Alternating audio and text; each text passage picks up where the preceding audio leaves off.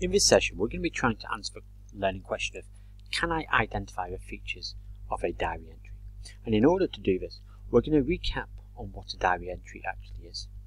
We're then going to be looking at diary entries and trying to name and identify the different features of these entries before you're going to do an independent activity where you're going to be provided with a diary entry written by Plop from The Owl Who Was Afraid of the Dark, and you're going to use that to identify the different features we're going to look at in this session.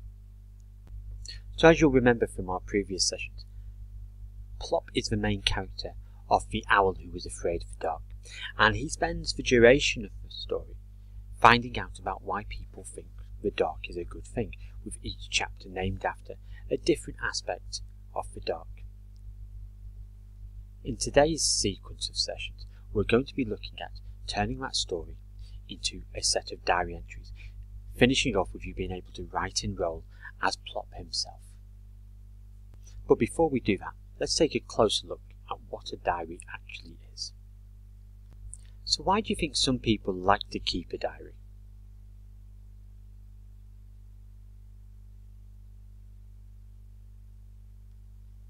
Have you ever written a diary?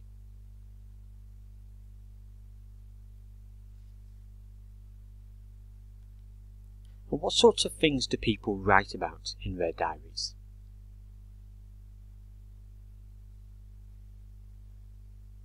Diaries are a type of recount that are personal and private. They're not usually written with an intended audience in mind. And people write diaries for lots of different reasons, such as to help them remember things that they've done or that have happened to them, to help them make sense of their feelings and emotions, to provide a record of their life to look back on in later years, or just for fun. Even though diaries are usually private, many people have had their diaries published, often after their death. Have you heard of any famous diaries?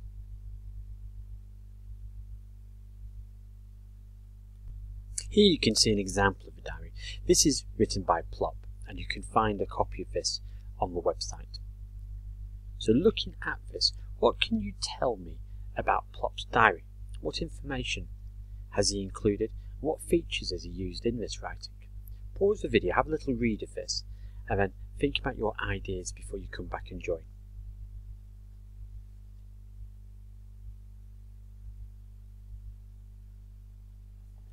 Over the next few sessions, we're going to be planning and writing a diary entry as though we are Plop. This means we're going to be able to write just as he is written in the diary entry that we've just been reading, using many of the same features, so that it's consistent and believable. So now we're going to look at the features of different diary entries, and the idea is going to be to explain what each one means, and we're going to be able to identify and find these in the text that hopefully you've got in front of yourself. So let's see the first feature we can identify in Plop's diary entry about the fireworks. And we can see that he's written this in first person.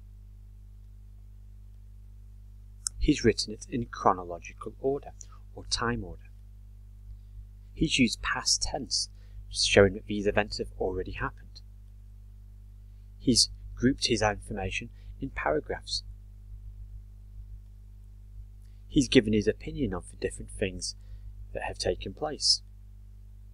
He's written in an informal style, knowing that he's writing for himself rather than a different audience. He's used idioms in his writing, which are those little phrases that don't really mean what they say, like being over the moon. It simply means being happy, not actually literally being over the moon.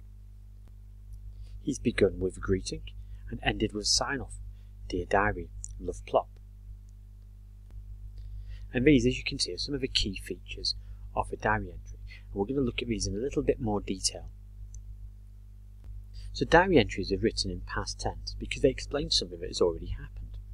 So usually something that's happened that day, because a diary entry is a type of recount, and you can see on the left hand page we've highlighted some of those words that shows that it's past tense. If you notice, those words, they're verbs for actions like convince, roll, fell. So now pause the video and take a look at your version of this diary entry, and I want you to try and identify as many past tense verbs as you can in the second part of this diary entry. So pause that and come and join me when you're ready.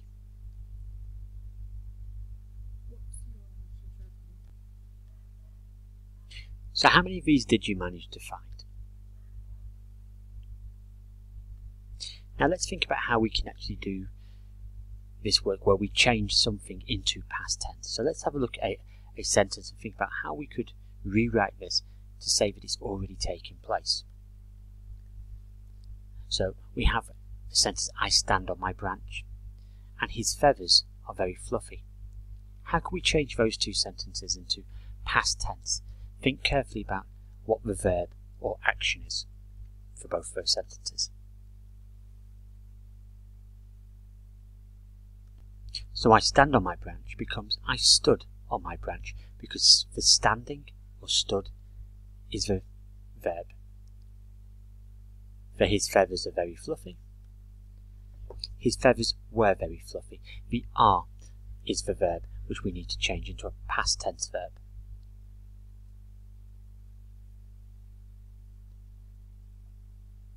Another feature of a diary entry is the fact that it's chronological. And this means if something is chronological, it's written in time order with the very first thing happening at the beginning and the last thing happening at the end. Diary entries like this are like little recounts. They tell the story of what has actually happened in sequence for that day. So pause your video for a moment and have a look at your text of Plop's diary entry about the fireworks and see what phrases that you can identify that show when something has happened during the day.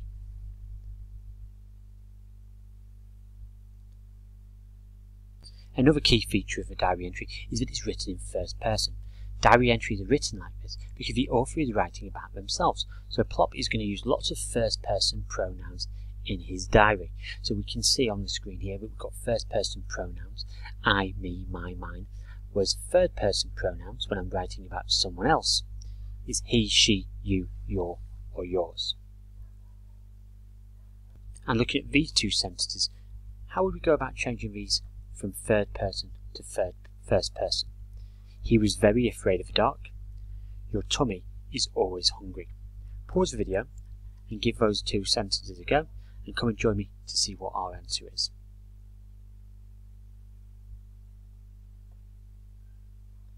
Well done. He was very afraid of the dark does become I was very afraid of the dark. We change that pronoun of he to I. And let's think about our second one. Your tummy is always hungry becomes my tummy is always hungry. Again, your third person pronoun becomes my, the first person pronoun. So remember, when you're writing your diary entry, you are Plop. You're not writing about Plop, which is why you're going to be using those first person, not those third person pronouns. Diary entries are written in an informal style. This means that they're written in a relaxed and friendly manner. They're written in the same way you might speak to your friends. One of the differences between formal and informal language is that informal language uses something called contractions, like saying doesn't instead of does not. Pause the video and have a little look through the diary entry and see whether you can find any examples of contractions in Plop's diary. So pause the video and come and join me so we can share what we discovered.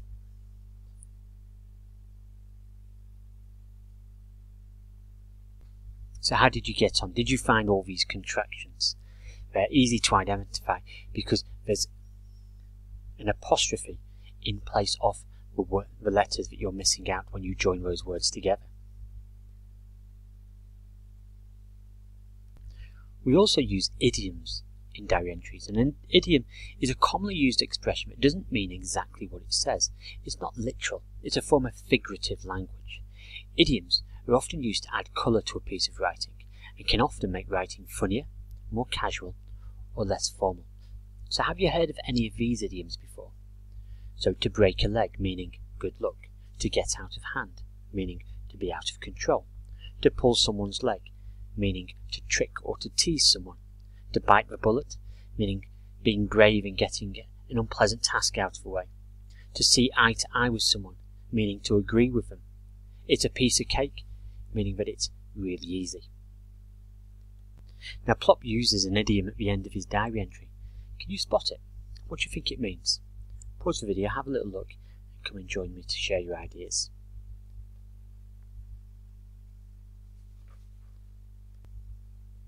So did you spot it? Daddy is telling me to catch 40 winks, meaning to go to sleep.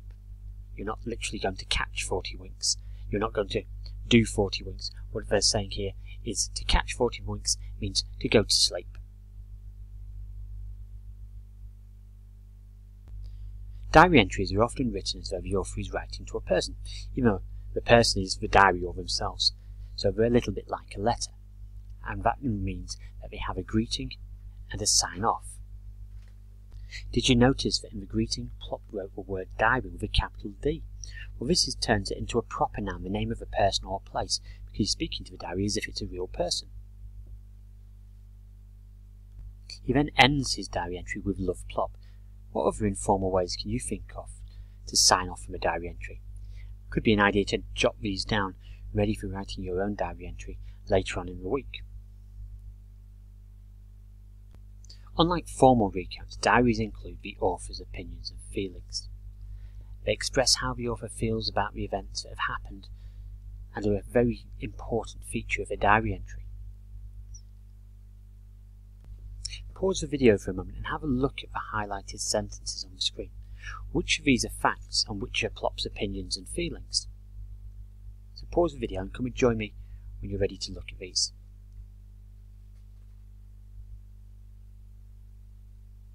So how did you get on?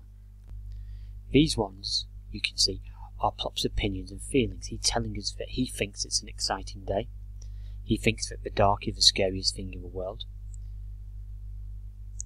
He's never seen something so amazing, and he hopes that fireworks happen again. These are his opinions, because someone else who tells this very same story might have very different opinions on this. However, our facts are ones that people couldn't disagree with. No matter who wrote it, it would still be waking up early and being told off for being awake in the daytime, meeting a little boy who tells you about fireworks, flying back up to the landing branch and waiting for the fireworks. These are things that definitely happened and wouldn't change regardless of who was actually talking about this diary.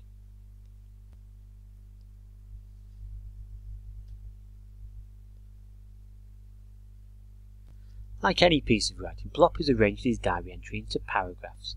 Now, the paragraphs are a group of 2 or more sentences that help to break up a piece of writing so that it's easier for the reader to understand and read. Paragraphs normally signal a break in time or show when a new event or theme is being discussed. So how many paragraphs has Plop included in his diary? And how do you know when a new paragraph actually starts?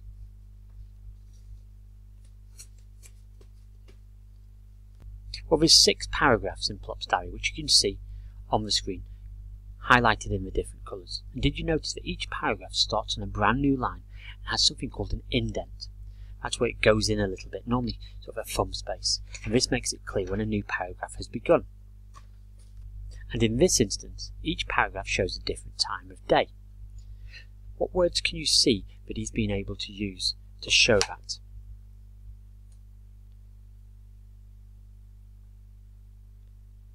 Well, we can see that he says today in the very first paragraph. It started off just like any other day, to tell us that's the beginning. After a while, meaning it's happening later. That was when I met the little boy. Later still, after I had flown back up to the landing branch. And then we finish with, I better go now. So we can see how he's sequencing in chronological order those different events during that day. So let's briefly recap on those diary entry features. They're written in first person using personal pronouns like I, me, mine and my. They're written in an informal and chatty style. They're written as though it was a letter. They're written in the past tense because it describes events that have already happened. They're written given a mixture of facts and opinions. So now we're ready to start looking at our independent work. And for this we're going to be looking at the Dark is Kind chapter, and your job is going to be to identify all those different features that we've been looking at and highlighting and text marking them with different coloured pencils. So good luck with this. I look forward to seeing how you get on with identifying all these different features. Good luck.